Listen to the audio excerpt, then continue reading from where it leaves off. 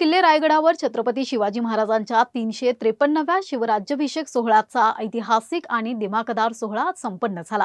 उपमुख्यमंत्री एकनाथ शिंदे, मंत्री भरत गोगावले, योगेश कदम तसंच गोव्याचे मंत्री सुभाष देसाई यांच्यासह अनेक मान्यवरांच्या उपस्थितीत हा सोहळा पार पडला।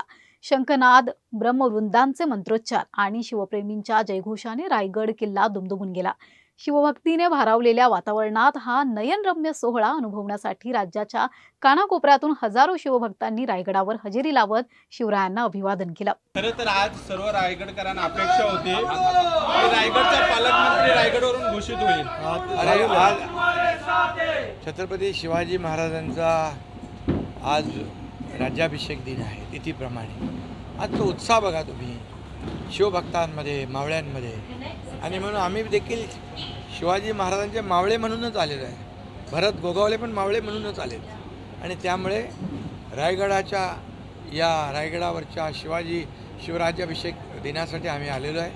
सगळ्या गोष्टी व्यवस्थित होतील छत्रपतींच्या आशीर्वादाने। कधीपर्यंत निर्णय होईल? लवकरच होईल निर्णय। किल्ले रायगडावर पार पडलेला हा 353वा राज्याभिषेक सोहळा केवळ एक ऐतिहासिक परंपरा नसून शिवरायांच्या विचारांचा आणि स्वराज्याच्या प्रेरणेचा जागर आहे। हजारो शिवभक्तांच्या उपस्थितीत दुमदुमलेला रायगड पुन्हा एकदा शिवमय झाला।